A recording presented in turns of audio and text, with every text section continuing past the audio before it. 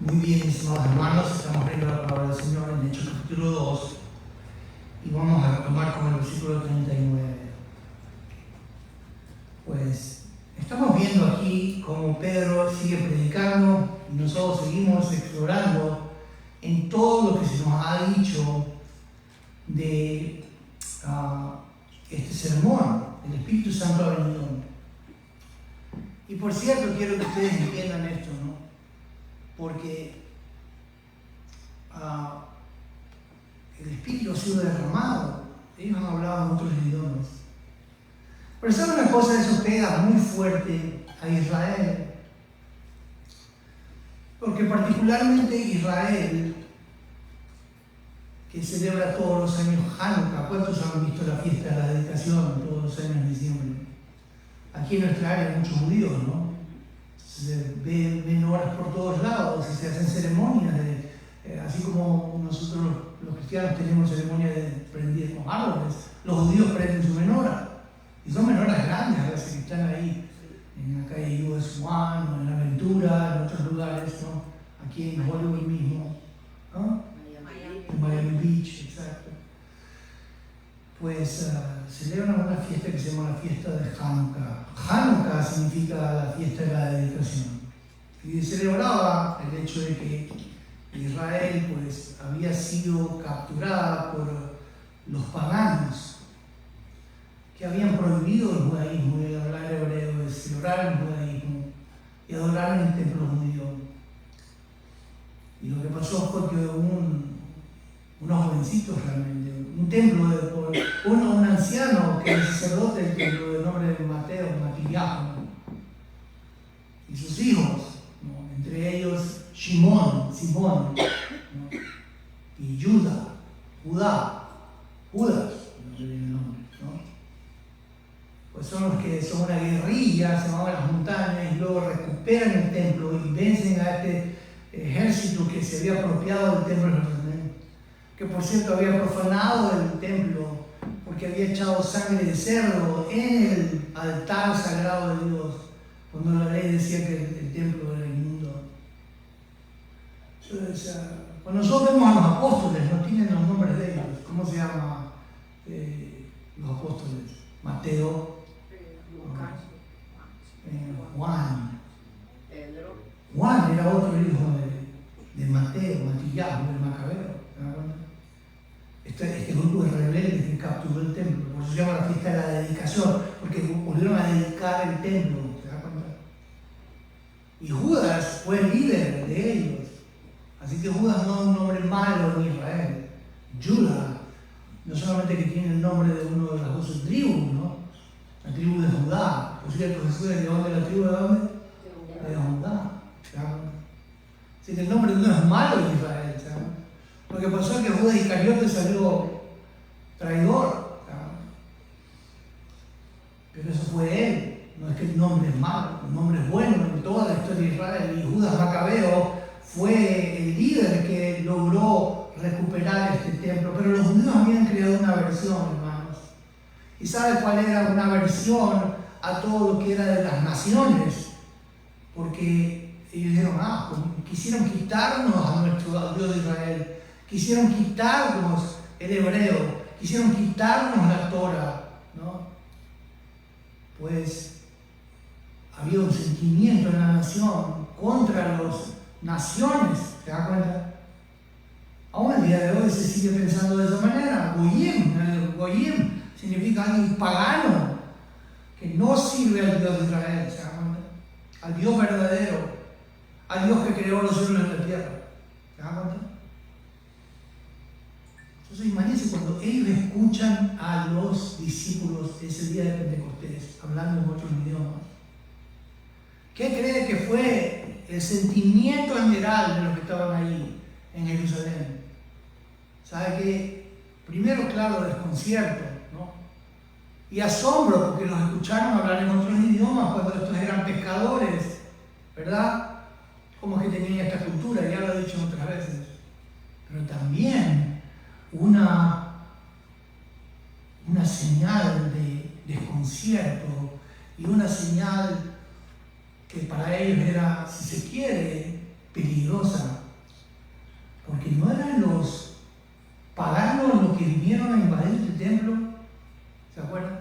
No era Antíoco Epífanes el que había derramado sangre de un cerdo en el altar del templo judío. Así que las lenguas tenían una doble función. Primero, para decir que Dios iba a llevar el evangelio hasta los confines de la tierra a todas las naciones. Pero segundo, si el pueblo de Israel no se arrepentía de lo que habían hecho con su Mesías, que era mandar a la cruz, entonces iba a venir otro ejército invasor a desacrar el templo, a hacer otra abominación desoladora. ¿Se dan cuenta? Tal como la de Antíoco Epífanes. Así que las lenguas tenían esta doble señal. Primero, hablar de que Dios iba a llevar el evangelio hasta el último de la tierra, a los prosélitos, a los judíos que vivían en otras naciones, pero también a todas las naciones, yo le dije, ¿no? Por eso dice aquí, porque la promesa es para ustedes y para, versículo 29, para sus hijos, ¿no? Primero está diciendo, sí, la promesa es para Israel, claro, lo leímos esta mañana, ¿se acuerdan? Vamos a volver a Isaías 44 para que usted vea lo que estoy diciendo. Pero ya vimos ahí que Isaías 44, el Señor había dicho, versículo 1, mas ahora escucha Jacob, siervo mío, Israel, a quien yo he escogido. Así dice el Señor que te creó, que te formó en el seno materno y que te ayudará. No temas, Jacob, siervo mío, ni tú, Jesurún, eso significa íntegro, a quien he escogido, porque derramaré agua sobre la tierra sedienta y torrentes sobre la tierra seca. Derramaré mi espíritu sobre tu posteridad y mi bendición sobre tus descendientes. Ahí está. Ok, entonces lo que les estoy diciendo es que, mire, la promesa era que Dios iba a derramar su espíritu sobre sus hijos. La promesa era para Israel, pero para un Israel arrepentido, que se arrepentía de haber mandado al Señor Jesús a la cruz, haber mandado a su Mesías a la cruz. ¿Sí me entienden? Iba a venir una promesa, la promesa del Espíritu Santo. Por cierto, hay algo que yo quiero que ustedes entiendan, porque ciertamente el Mesías resucitado es el que ha derramado esa promesa. Y particularmente para ellos, para esa generación, había una señal de las lenguas. ¿Ok? Y esas lenguas, yo le dije, que hablaban de no solamente que el evangelio iba a llegar a otros idiomas, en otros idiomas, como nosotros ha llegado. ¿Cuántos hablan español aquí? O castellano, ¿no? ¿Llegó el evangelio o no llegó? Sí, claro. Pero las lenguas para Israel en ese primer siglo significaba una señal de juicio venidero inmediato. Que si ellos no se arrepentían, iban a ser invadidos nuevamente y el templo iba a ser destruido. Eso es lo que significaba. ¿Se dan cuenta? Entonces, pero quiero que usted entienda esto, porque el derramamiento del Espíritu, algunos se confunden y dicen, bueno, entonces las lenguas tienen que ser para hoy todavía. No. Las lenguas fueron para el primer siglo, para esa generación, y una señal de juicio inminente que venía. ¿Se dan cuenta? Pero quiero decir que el Espíritu Santo es más que solamente una señal de juicio, ¿no? También el Espíritu Santo iba a ser para todos, ¿no?, una señal de fraternidad, porque el Espíritu de Dios iba a venir a morar en nosotros. Jesús dijo eso en Juan. Dice que el Espíritu Santo estará con vosotros y en vosotros. ¿Se dan cuenta? Eso habla de fraternidad, vamos a tener una fraternidad.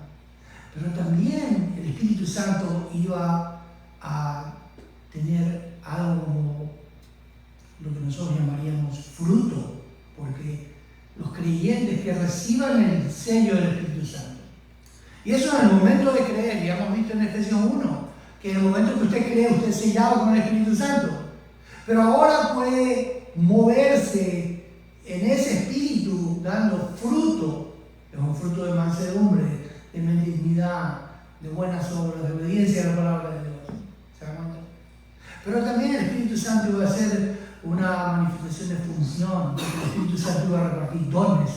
1 Corintios 12 dice que a cada uno le he dado la manifestación del Espíritu Santo según Él quiere. ¿Sabe quién ha dado los dones? El Espíritu Santo.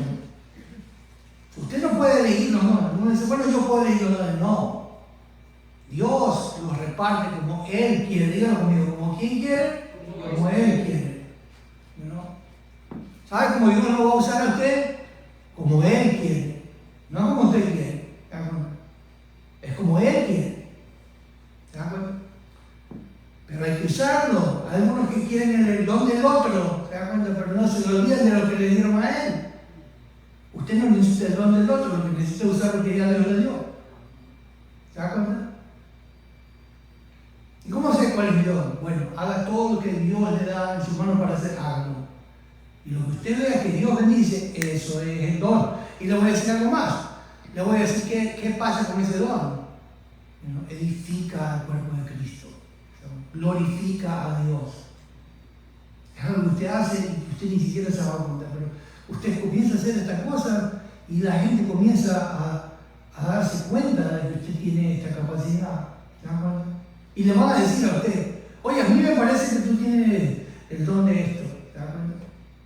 De misericordia, de ayuda, tantos dones. 1 Corintios 12, 1 Corintios 12, Romanos 12, también menciona la historia primera de Pedro, capítulo 4, habla de los dones, léalo. Pero esa es la obra del Espíritu Santo. Fraternidad, fruto, función. ¿Se da cuenta? El Espíritu Santo ha venido para estar con nosotros. Pero esa promesa era primero para Israel, era primero para los hijos de los judíos que se arrepentían y creían. ¿No? Pero dice aquí el texto en Hechos 2:39, dice aquí, y para todos los que están lejos, para tantos como el Señor nuestro Dios llame. Y dice, y esto es lo que quiero que usted entienda, ¿no? Por cierto, algo que quiero que usted entienda, y por eso se lo digo también, es porque cuando Pedro dice para todos los que están lejos, yo me imagino que los judíos que estaban ahí tienen que haber dicho, bueno, son los judíos que viven en otros lugares, ¿se dan cuenta? Porque como le digo, el judío quiere mantener las cosas judías entre judíos, ¿se dan cuenta? Y claro, ha habido tanta gente que se levanta en contra de Dios, que quiere exterminar al pueblo, que el pueblo se cierra, ¿se da cuenta? Y se pone en guardia. Es más, conversando con un amigo judío, un hermano mío, muy querido, me dijo, ¿sabes lo que pasa? Me dice, a nosotros nos han enseñado,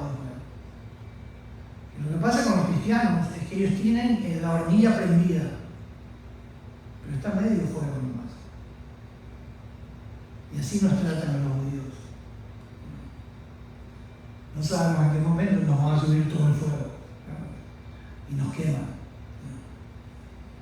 Entonces cada vez que veamos un judío, el judío lo está mirando a usted, diciendo que este tiene la hornilla prendida. Cuidado con eso. Así es como el judío ve a las naciones. Con cuidado, porque 6 millones padecieron por Hitler en el Holocausto, ¿no? Y muchos más a través de la historia, en la Inquisición. Bueno, pero entonces cuando dice aquí Pedro que la promesa es para sus hijos, pero también para todos los que están lejos, el judío piensa, espérate. Los que están lejos, que son judíos, que viven en otras naciones. Pero Dios había hablado, y eso es lo que yo quiero que usted entienda.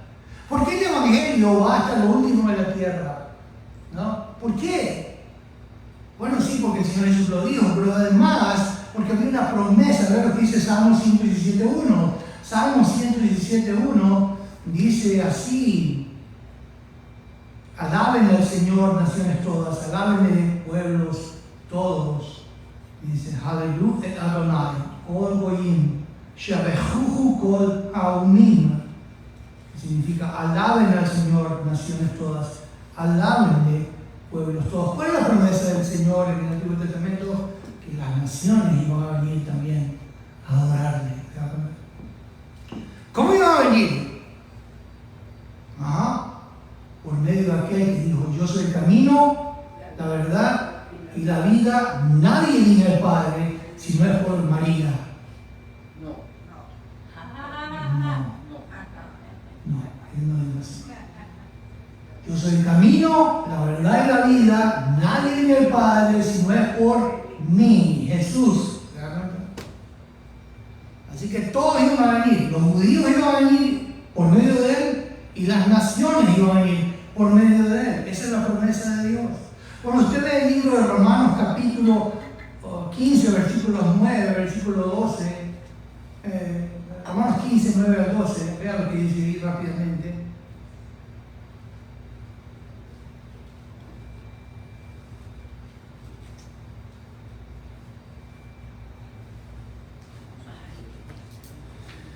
Y aquí está Pablo hablando lo siguiente, vean lo que dice, para que los gentiles glorifiquen a Dios, para eso ha sido enviado el mensaje. Y dice, por su misericordia, como está escrito, por tanto te confesaré entre los gentiles. Está diciendo Pablo, Dios me ha mandado a hablarles a las naciones. La palabra gentiles, hoy en el hebreo, habla de naciones. Te confesaré, dice el Mesías, te confesaré. El Mesías confiesa al Padre, reconoce al Padre entre las naciones, y a tu nombre cantaré. ¿Sabes que cantábamos esta mañana? Y aquí estaba el cumplimiento, el cumplimiento de esto. Porque es Jesús mismo cantándole entre las naciones. Cuando usted canta, está cantando al Padre, y el Hijo está confesando al Padre entre los gentiles. Y es como que Él mismo, con el que estamos unidos, porque es la cabeza de este cuerpo espiritual, aquí hemos sido colocados por el Espíritu Santo. ¿Se dan cuenta? No, el Espíritu Santo nos ha puesto en Cristo. Eso es lo que significa el bautismo del Espíritu Santo, que usted ha sido inmerso en Cristo. Pero cuando usted canta, es como que Cristo mismo, que es la cabeza de este cuerpo espiritual, que es la iglesia militante, ¿no? Y aún la iglesia celestial, ¿sabe qué? Canta al Padre. Es Cristo mismo cantando. Cristo en vosotros, la esperanza de gloria, dice el texto. Pero después dice, y vuelve a decir, versículo 10, regocíjense naciones con su pueblo. Eso es su pueblo de Israel arrepentido, el remanente. Y de nuevo, alaben al Señor todos los gentiles. Ahí está lo que habíamos hablado, ¿no? Aleluya, regocíjense naciones con su pueblo, ¿no? Y de nuevo, alaben al Señor todos los gentiles, y todos los pueblos lo alaban. Y a su vez Isaías dice, retoñará la raíz de Isaí, el que se levanta a regir a los gentiles, es decir, a las naciones, y las naciones pondrán en él su esperanza. ¿En quién está su esperanza, hermano? ¿En quién está? ¿En un presidente? ¿En un gobierno de turno? ¿En quién? En Cristo debe estar la esperanza suya. Ese no avergüenza. Dice la palabra de Dios, y en él, ¿no? La esperanza no avergüenza. Amén. A ese sí le tenemos paciencia, lo esperamos. Y ¿sabe qué? Hay que pedirle. ¿Se dan cuenta? Hay que decirle, Señor, tú que eres el que se levanta. Mira lo que dice aquí, el que se levanta a reír a las naciones. ¿Sabe quién es nuestro rey? ¿Cómo se llama? ¿Cómo se llama el rey de las naciones? Jesús de Nazaret se llama. ¿Se dan cuenta? ¿A quién le va a pedir usted? A ese rey. Señor, hazme justicia. ¿Ah? Señor, líbrame. Señor, ayúdame.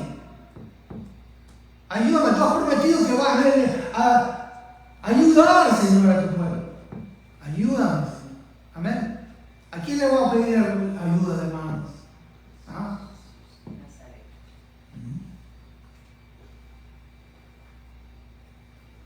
No me llame a mí. A mí puede llamarme. Pero mi fuerza no es la misma que la de él. Ni la fuerza de nadie es la de él. Lo que él puede hacer, ¿sabe que no lo puede hacer nadie? Algunos dicen, mira, si me das una ofrenda de $1000, el asunto es que yo voy a hacer una oración y te voy a dar una oración de arrepentimiento. Falso. Ese es un timador, estafador de la televisión. Apaga el televisor. ¿Verdad? Le dice, préndame el televisor. No, apaga el televisor. Porque ese es un timador y un estafador.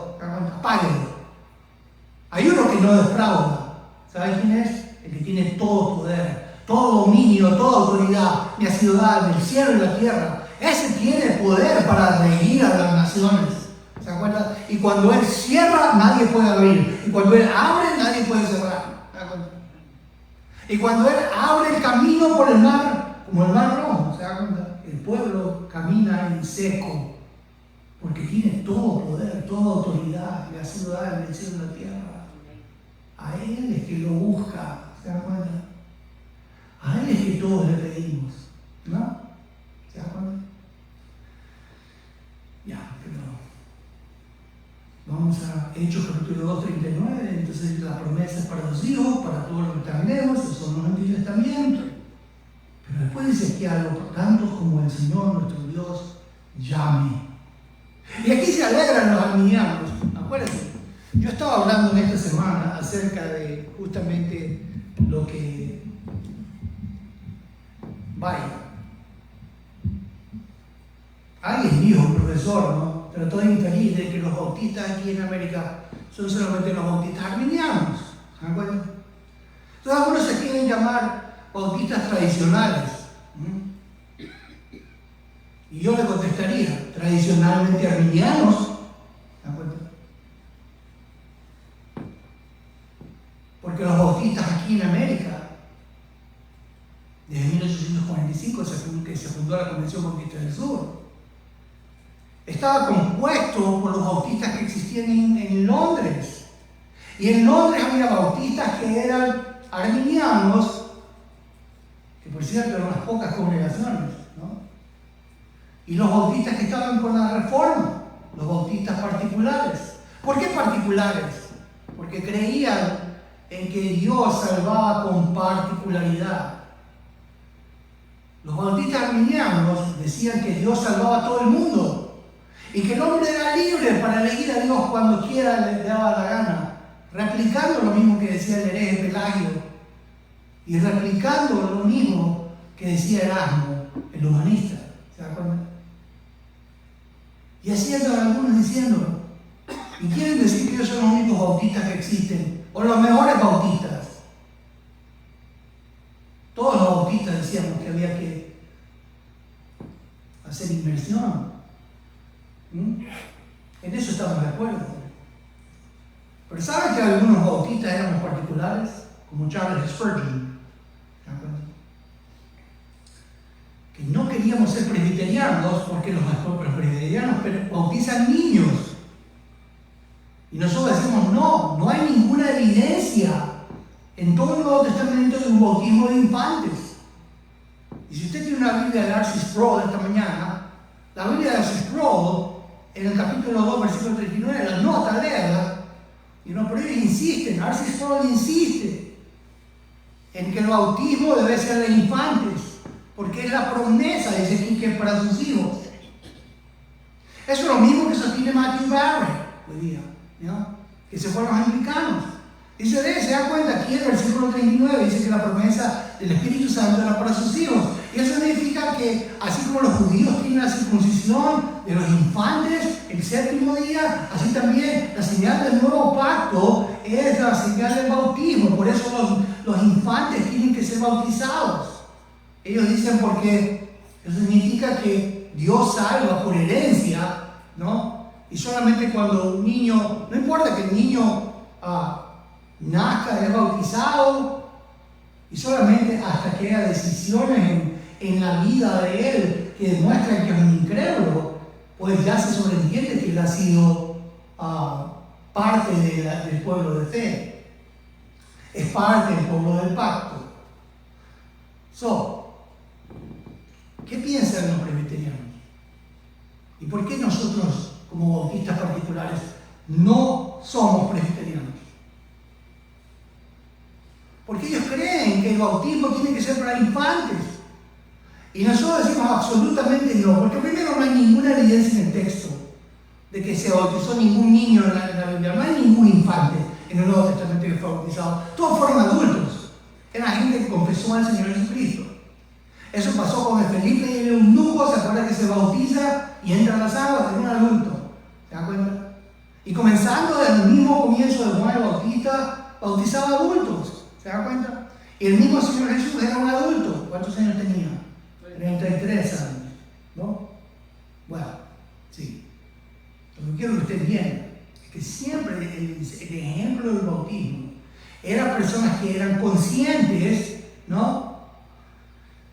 Y yo no digo que no hay que bautizar a niños que no están conscientes. Yo creo que se puede bautizar a niños que están conscientes, pero primero tienen que ser creyentes. Un infante no puede haber hecho la confesión de arrepentimiento de usted. Escúcheme, ¿puede un bebé que alguien lleva a una pila bautismal haberse arrepentido y creer? ¿Sí o no?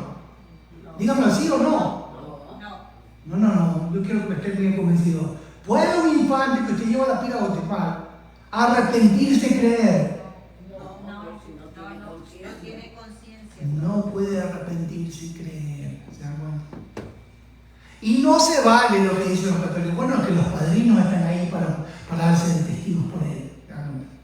No. Porque el texto dice aquí, mira lo que había dicho Pedro, versículo 37. Dice, al oír esto, conmovidos profundamente, dijeron a Pedro y los demás apóstoles, hermanos, ¿qué haremos? Entonces Pedro les dijo, arrepiéntanse, sean bautizados cada uno de ustedes en el nombre de Jesucristo para el perdón de sus pecados. ¿Qué es lo que tenían que hacer antes de bautizarse? Arrepentirse y creer en el Señor Jesucristo para que sean perdonados sus pecados. Y entonces, una vez que tú has creído, te has arrepentido, has creído en uno del Señor Jesucristo, ahora te bautizas. ¿Eso lo puede ser un infante, sí o no? No. Eran adultos, ¿se da cuenta? Eran personas conscientes. Puede ser un niño, tal vez, ¿no? Pero que está un poco más grande y que puede hacer una decisión de arrepentirse y creer en el Señor Jesucristo y bautizarse. ¿Se dan cuenta? Pero esto que dicen los presbiterianos inauditos, ¿no? Y también lo que dicen los bautistas, vamos a decir así, arminianos, ¿no? Porque la promesa, hermanos, no es para tantos como el Señor nuestro Dios llamare.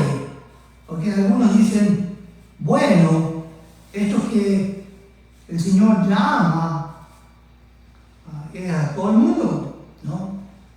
¿Okay? Y así crea el bautista tradicionalmente arminiano, ¿no? Es como yo les digo. No me venga a decir un pastor, no se me acerque a decirme que usted es bautista tradicional, porque yo te voy a decir la cara, y se lo he dicho muchas veces, si tú eres bautista tradicionalmente arminiano, ¿no? Pero no particular. Los bautistas particulares creemos que Dios salva por un llamado eficaz. No es que Dios salva porque llama a todos. Y realmente ellos rayan en el universalismo, ¿se dan cuenta? Así como el Papa, ¿no?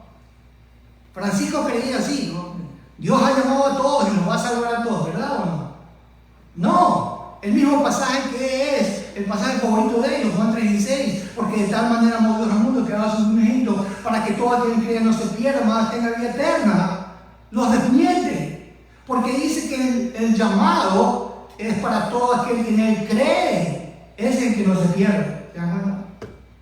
Así que no es que todos se van a salvar, solamente aquel que, ¿qué cosa? Cree. Eso significa que hay un llamado no solamente general, sino hay un llamado eficaz de Dios para la salvación. Por eso dice Mateo capítulo 22:14 que muchos son llamados, pero pocos son escogidos. El Señor Jesús dice en Mateo capítulo 23, dice, ¿cuántas veces quise juntar a tus polluelos debajo de mis alas? Pero no quisisteis. ¿Quiere todos los que son llamados venir a la salvación? ¿Sí o no? Dígame usted. ¿A cuántas personas usted llamaba a la iglesia? A que vengan. No quieren. Escúchenme. Usted me escucha todos los miércoles. Yo llamo. Y le digo, vengan a la iglesia. ¿Cuántos me han escuchado? Vez tras vez, lo digo. Ayer lo puse en la iglesia, ¿no? Haga un sacrificio, un holocausto, venir temprano a la iglesia. Denle la primera hora del domingo al Señor. Y después regrese a su casa a dormir o a hacer lo que quiera. ¿Se acuerdan? Yo le digo, dedíquese al Señor, ¿no? Porque es el día del Señor. Pero escúchenme, ¿cuántas veces veces hemos llamado a las personas que vienen a la iglesia y no quieren? ¿Cuántas veces hemos predicado el evangelio a las personas y no quieren? ¿Quiénes son los que quieren, por ejemplo? Los que Dios llama eficazmente. Porque dice Mateo 22:14, muchos son llamados, pocos son escogidos. Esto habla del llamado eficaz de Dios. Déjenme decirlo más. Pues dice aquí, quiero que usted entienda esto, los arminianos creen así, que estos son llamados y son escogidos porque usaron su libre albedrío para escoger a Dios.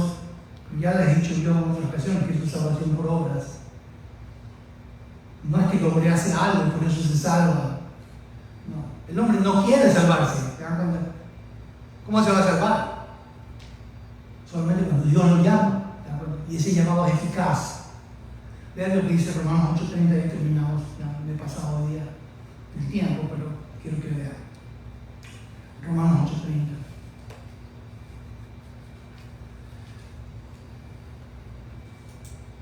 Y al bautista arminiano no le gusta este texto, pero lo siento, porque está aquí en la Biblia.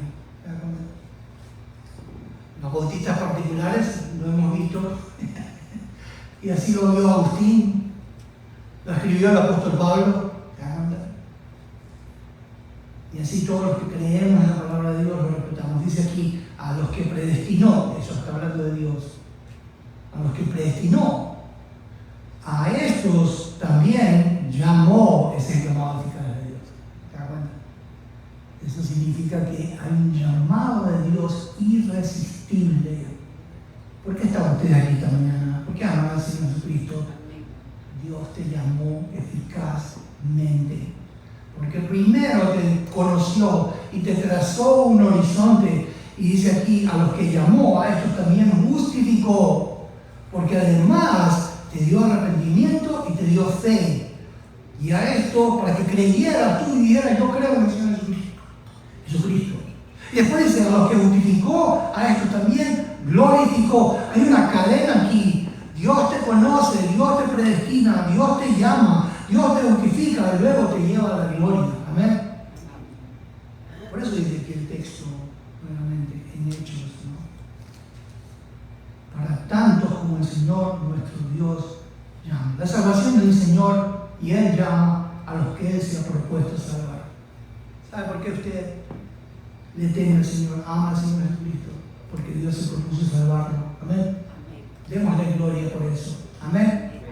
Vamos a orar. Padre, gracias, Señor, por este llamado particular, un llamado eficaz, Señor, que tú has dejado en la Biblia para los que se han arrepentido, han creído. Y eso por tu gracia, porque tú has provocado todo esto. Y te has propuesto salvarnos y aún llevarnos a la gloria.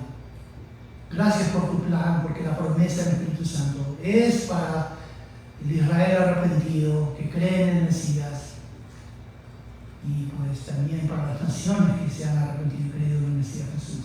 Gracias, Señor, porque tu salvación es eficaz. Ahora ayúdanos a dar fruto de santificación y de buenas obras para tu gloria. En nombre de Cristo oramos.